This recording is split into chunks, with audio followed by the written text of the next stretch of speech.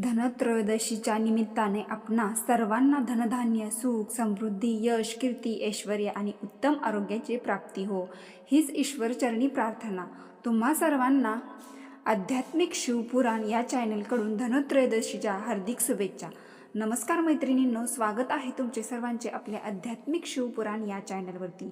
मी तुम्हाला दिवाळीचा दुसरा दिवस म्हणजे धनत्रयोदशी दिवशी संपूर्ण माहिती सांगणार आहे. यामध्ये आपण साध्या सोप्या पद्धतीने पूजा मांडणी कशी करावी, त्याचबरोबर मंत्र कोणते म्हणावे, धनत्रयोदशीला घ्या या 7 अनमोल वस्तू ज्याच्या पुढे सोने चांदी सुद्धा फिके आहे, तसेच धनत्रयोदशी दिवशी कोणत्या वस्तू खरेदी करणे टाळावे हे सुद्धा याबद्दलची सविस्तर माहिती पाहणार आहोत. व्हिडिओ पाहत असताना कमेंटमध्ये लिहा ओम नमो भगवते वासुदेवाय नमः. चला तर व्हिडिओला सुरुवात करते. दरवर्षी अश्विन कृष्ण त्रयोदशीला दिवाळीचा दुसरा दिवस म्हणून धनत्रयोदशी साजरी केली जाते. यंदा मंगळवार दिनांक 29 ऑक्टोबर 2024ला धनत्रयोदशी आली आहे. या दिवशी वैद्याचे देव भगवान धन्वंतरी म्हणजे साक्षात भगवान श्री हरी विष्णूंचा 13वा अवतार, धनाची देवा माता लक्ष्मी, बुद्धीचे देवता श्री गणपती बाप्पा आणि यक्षाचे राजा तसेच लंकापती रावण यांचे सावत्र भाऊ श्री कुबेर देव या देवी देवतांची एकत्रित पूजा करण्याची पद्धत आहे. भरपूर जणांना धनत्रयोदशीबद्दल पुरेशी माहिती नसल्यामुळे असा गैरसमज होतो की ही पूजा फक्त वैद्यकीय क्षेत्रातील लोक किंवा व्यापारी व्यावसायिक लोक करतात, पण प्रत्येक घरामध्ये देखील ही पूजा यासाठी करावी की आपल्या कुटुंबातील सर्व निरोगी आयुष्य जगावे, त्यांच्यातील अपमृत्यूचे भय टळावे, आपल्या घरामध्ये धनधान्य, सुख, समृद्धी यांची भरभराटी व्हावी.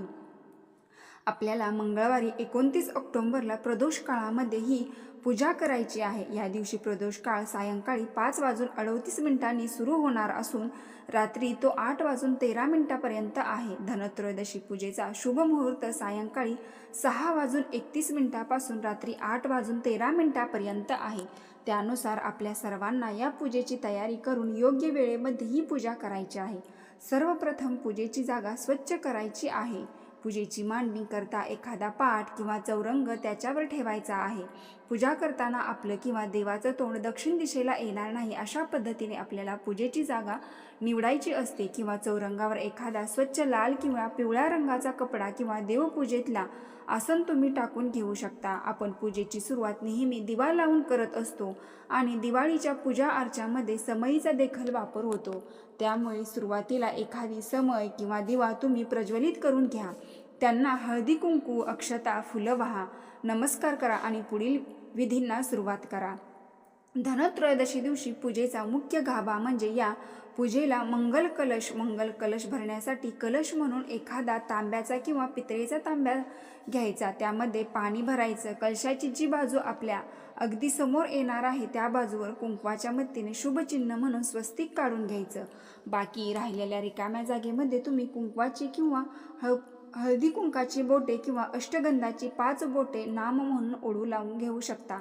कलशामध्ये रत्न म्हणून काही वस्तू टाकल्या जातात. तसं तर नाणं ते तुम्ही 1 रुपयाचे घ्या किंवा 5 रुपयाचं सुद्धा घेऊ शकता. सुपारी, फूल, हळदी कुंकू, अक्षता आणि चैतन्याचे प्रतीक म्हणून 5 नागवेलीची पानं किंवा 5 आंब्याची पानं तुम्ही कलशामध्ये लावू शकता. कलशावर पाणी असलेला एक नारळ शेंडीवरती येईल अशा प्रकारे ठेवून तो संपूर्ण मंगल कलश तुम्हाला पाटावर किंवा चौरंगावर खाली तांदळाच्या गोलाकार राशीचा आसन देऊन आपल्या डाव्या हाताला येईल अशा पद्धतीने ठेवायचा आहे. यानंतर आपल्याला संकल्पविधी करायचा आहे. त्यामध्ये पहिले केले जाते ते म्हणजे आचमन किंवा संकल्पविधी करण्यासाठी आपल्यासमोर एखादं ताम्हणं ठेवायचं. देवपूजेमध्ये देवांना स्नान घालण्यासाठी किंवा असा संकल्प वगैरे करण्यासाठी एखादी छोटीशी पळी किंवा चमचा आपल्याकडे असणे आवश्यक आहे, तर तो सुद्धा घ्यायचा. त्याचबरोबर एखाद्या फुलपात्रामध्ये किंवा तांब्यामध्ये स्वच्छ पाणी घ्यायचं.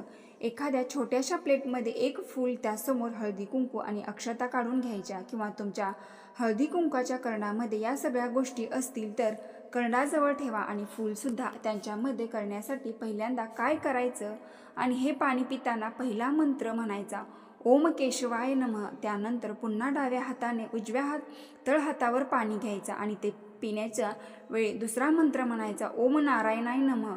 तिसऱ्यांदा पुन्हा पाणी आपल्या तळहातावर घ्यायचा आणि त्यात ते पाणी पिण्याचे वेळे मंत्र म्हणायचा, ओम माधवाय नमः. यानंतर तो उष्टा हात कपड्याने पुसून घ्यायचा. त्यासाठी एखादा स्वच्छ कपडासुद्धा तुमच्याजवळ ठेवा आणि पुन्हा तळहातावर पाणी घेऊन ओम गोविंदाय नमः हा मंत्र म्हणून ते पाणी तुम्हाला ताटामध्ये सोडायचं आहे. हे झालं आपलं आचमन. आता संकल्प करण्यासाठी काय करायचं, पुन्हा आपल्या तळहातावर थोडंसं पाणी घ्यायचं.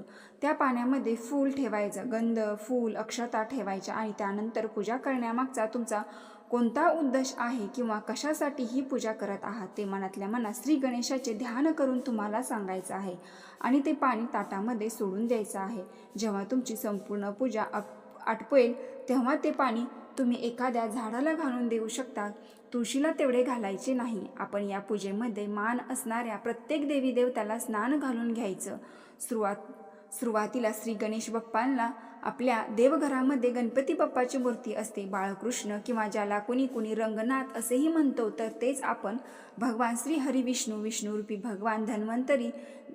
तर देवघरातील आपण ती बाळकृष्णांची मूर्ती या पूजेमध्ये ठेवू शकतो. त्याचबरोबर माता लक्ष्मीची मूर्तीसुद्धा आपल्या देवघरामध्ये असते, तर ती देखील ठेवू शकतो. फक्त कुबेर देवतेची आपल्याकडे ती मूर्ती असणं थोडंसं अवघड होतं, कारण देवघरामध्ये आपण ते ठेवलीच पाहिजे असे काही नसतं. त्यामुळे ज्यांच्याकडे कुबेर देवतेची मूर्ती असेल त्यांनी ती ठेवा, नसल्यास त्याऐवजी सुपारी ठेवली तरी पण चालेल.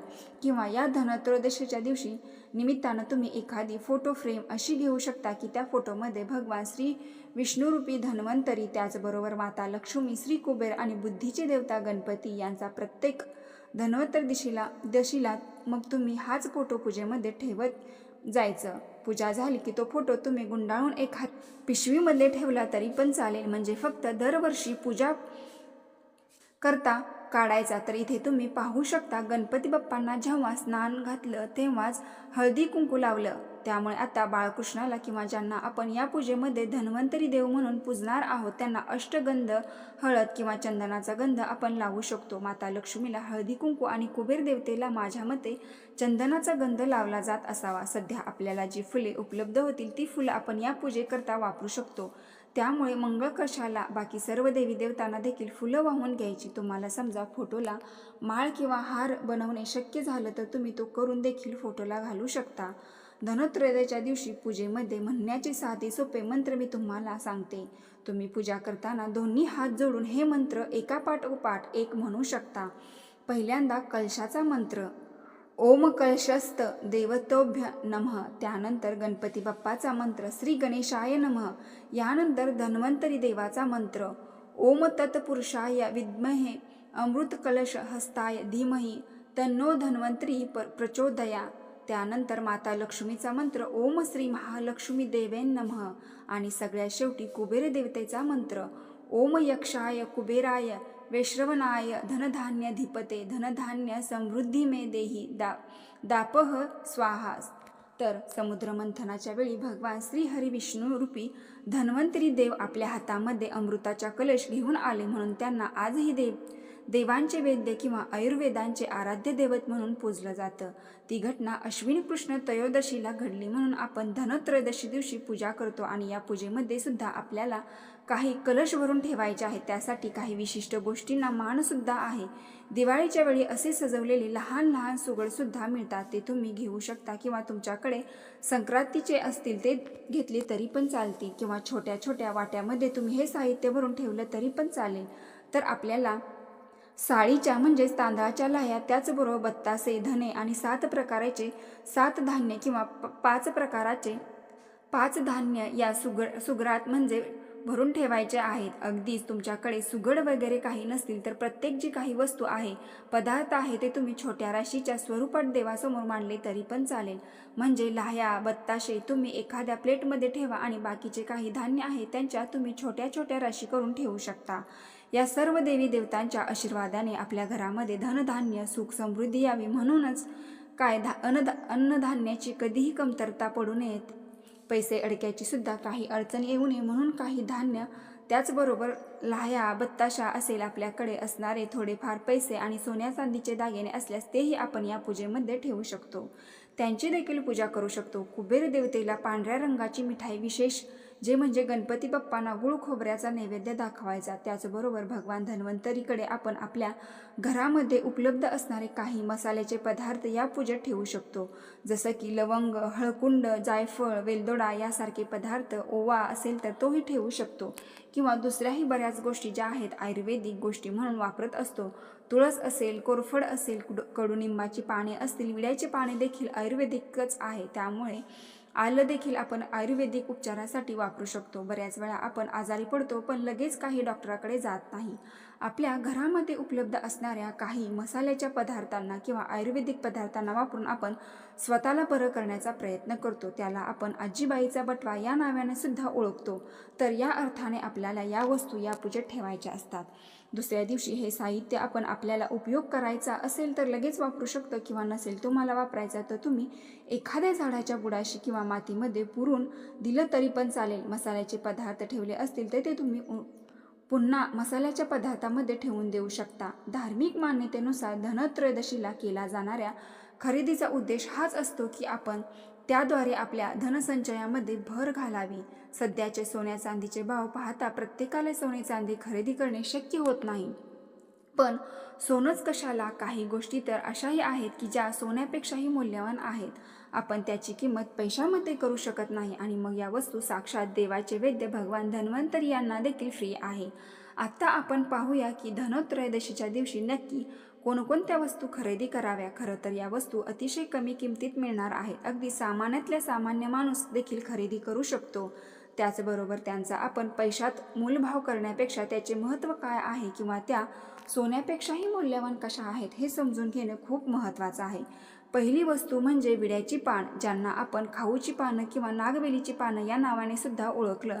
धनत्रयोदशी दिवशी असो किंवा लक्ष्मीपूजन असो त्या दिवशी आपण मंगल कलशाची स्थापना करतो. मंगल कलश यामध्ये आपण विड्याची पानं किंवा आंब्याची पानं हे चैतन्याचे प्रतीक म्हणून लावत असतो.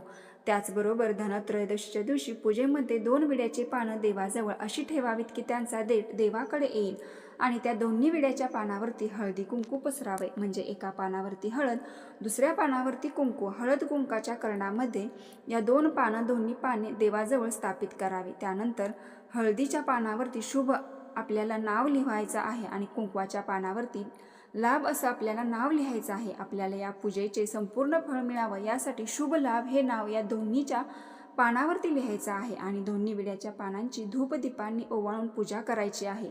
दुसऱ्या दिवशी हे पानं विड्याची पाना हळदी कुंकू पाण्यामध्ये प्रवाहित करायचे आहेत. मग भलेही तुम्ही आजूबाजूला कुठे पाणी नसेल तर तुम्ही घरामध्ये एका तांब्यामध्ये पाणी घेऊन त्यामध्ये विड्याच्या पानावरील हळदी कुंकू टाकून तुम्ही ते पाने एका झाडाला घालू शकता किंवा कोणाचाही पाय पडणार नाही अशा ठिकाणी ओतून देऊ शकता. यामुळे तुम्हाला धनत्रयोदशीच्या दिवशी जे धनत्रयोदशीचे पूजेचे अत्यंत शुभ लाभ असं फळ मिळेल. यासाठी तुम्हाला महत्त्वाचा आणि प्रभावशाली हा उपाय नक्की करायचा आहे. नंबर 2, दुसरी लाह्या आणि बत्तासे. धनत्रयोदशी दिवशी पूजा असेल किंवा लक्ष्मीपूजन असेल यामध्ये लाह्या बत्तासे यांना खूप महत्त्व आहे. माता लक्ष्मीला अत्यंत प्रिय असणारा पदार्थ म्हणजे लाह्या बत्तासे. त्याचबरोबर भगवान विष्णू असतील, कुबेर देवता असतील किंवा आपले धन्वंतरी देवता असतील यांना सुद्धा पांढऱ्या रंगाची मिठाई अत्यंत प्रिय आहे. त्यामुळे लाह्या बत्तासे आपण नक्की खरेदी करावी आणि यामुळे आपल्याला घरामध्ये माता लक्ष्मीचं आगमन होतं आणि आपल्या संपूर्ण कुटुंबाची भरभराट होते. लाह्या तांदळाच्या खरेदी करायच्या आहेत. लक्ष्मी प्राप्तीसाठी एक अत्यंत महत्त्वाची गोष्ट किंवा पदार्थ तर हे नक्की खरेदी करा. 3 महत्त्वाची वस्तू किंवा पदार्थ ते म्हणजे धने, अख्खे धने. धने म्हणजे ज्यापासून कोथिंबीर तयार होते असे धने. आपले धने हे आपल्याला खरेदी करायचे आहेत. तुमच्या घरी अगोदरच धने उपलब्ध असतील तरीही आपल्याला धनत्रयोदशीच्या दिवशी धने नक्की खरेदी करून आणायचे आहेत. म्हणजे धन या दिवशी आपल्याला नक्की खरेदी करून आणायचे आहे. त्याचबरोबर या दिवशी धने आणि गुळ यांचा नैवेद्य देवाला दाखवायचा जातो. त्यानंतर आपण तो प्रसादाच्या स्वरूपात सुद्धा खायचा असतो. त्यानंतर दुसऱ्या दिवशी तुम्ही हे धने स्वयंपाकासाठी वापरू शकता. फक्त हे धने आपण इतरांना कोणालाही देऊ नये. 4 पुढची महत्त्वाची वस्तू म्हणजे मातीच्या पंती. जरी आपल्याकडे गेल्या दिवाळीच्या मातीच्या पंती उपलब्ध असल्या तरीही 5 का होईना मातीच्या पंती नक्की खरेदी कराव्यात. कारण माता लक्ष्मीला मातीच्या वस्तू अत्यंत प्रिय आहेत. बघा, दिवाळीत देखील लक्ष्मीपूजनामध्ये माता लक्ष्मीची मूर्ती ही मातीची असते. 5 पुढची महत्त्वाची वस्तू पदार्थ मीठ. खडे मीठ ज्याला आपण समुद्र मीठ म्हणतो तसे मीठ किंवा बारीक मिठाचे पाकिट तुम्ही नक्की खरेदी करावे। यानंतर त्या मिठाचा वापर आपल्याला पूजेमध्ये करायचा आहे, म्हणजे धनत्रयोदशीच्या दिवशी पूजेमध्ये, लक्ष्मी पूजेमध्ये हे मीठ पूजेसाठी वापरायचं आहे। मातीच्या भांड्यामध्ये हे मीठ पुजवायचं आहे, म्हणजे पूजेमध्ये आपण जे मातीचे सुगड वापरतो त्यामध्ये हे मीठ भरून ते पूजेमध्ये ठेवायचे आहे। त्यानंतर ते मीठ स्वयंपाक घरामध्ये आपण स्वयंपाकासाठी वापरू शकतो। जेव्हा आपण धनत्रयोदशीच्या दिवशी मीठ खरेदी करतो तर त्यामुळे घराचा जो काही मालक असतो त्याची प्रगती व्हायला मदत होते। त्याचबरोबर भगवान धन्वंतरीकडून आपल्याला आणि माता लक्ष्मीची कृपासुद्धा आपल्याला संपूर्ण कुटुंबावरती राहील, कारण मीठ हा समुद्र पदार्थ आहे। समुद्र मंथनातून आपल्याला बऱ्याच गोष्टी मिळाल्या आहेत। आता माता लक्ष्मीची उत्पत्ती सुद्धा समुद्र मंथनातूनच झालेली आहे। 6 महत्त्वाची वस्तू म्हणजे धनत्रयोदशीच्या दिवशी खरेदी करणे अत्यंत शुभ मानलं जातं। ती वस्तू म्हणजे झाडू। आपण दिवाळीला हे लक्ष्मीपूजन करतो, त्यामुळे खरा मान आहे तो म्हणजे झाडू, आणि मातीच्या लक्ष्मीच्या मूर्तीला लक्ष्मीपूजनामध्ये अत्यंत महत्त्वाचं मानलं जातं। त्यामुळे लक्ष्मीपूजनासाठी जो झाडू लागतो त्याची खरेदी धनत्रयोदशीच्या दिवशी करायची आहे। 7 पुढची महत्त्वाची 2 महत्त्वाच्या वस्तू या धनत्रयोदशीच्या दिवशी तुम्ही नक्की खरेदी करून आणू शकता। या वस्तू तुम्ही खरेदी केल्यामुळे तुमच्या धनसंचयामध्ये वाढ होईल। आता लक्ष्मीचा आगमन तुमच्या घरामध्ये होईल आणि तुमची आर्थिकदृष्ट्या प्रगतीसुद्धा होईल। तर ती वस्तू आहे मातीची चूल। जरी आपल्याकडे चूल वापरली जात नाही तरी आपण महिलांची हाऊस म्हणून किंवा जुन्या काळची आठवण म्हणून बऱ्याच महिला आपण स्वयंपाकघरामध्ये एक छोटीशी मातीची चूल अवश्य ठेवतो। त्यानिमित्ताने मंगळवार असेल, शुक्रवार असेल तर तेव्हा अन्नपूर्णा देवीसोबत चुलीची सुद्धा पूजा होते। तुम्हाला सुद्धा ही मातीची चूल घ्यायची असेल तर दिवाळीच्या वेळेला जे काही मातीच्या पंत्या किंवा मातीची भांडे भेटतात त्या ठिकाणी तुम्हाला ही चूल भेटून जाईल। आणि त्यानंतर लक्ष्मीपूजनामध्ये या चुलीची पूजा झाल्यानंतर प्रत्येक मंगळवार किंवा शुक्रवारी तुम्ही तुमच्या गॅस ओट्यावरती जे गॅस ओट्याच्या बाजूला, गॅस शेगडीच्या बाजूला या चुलीची पूजा माता लक्ष्मी अन्नपूर्णासोबत करू शकता।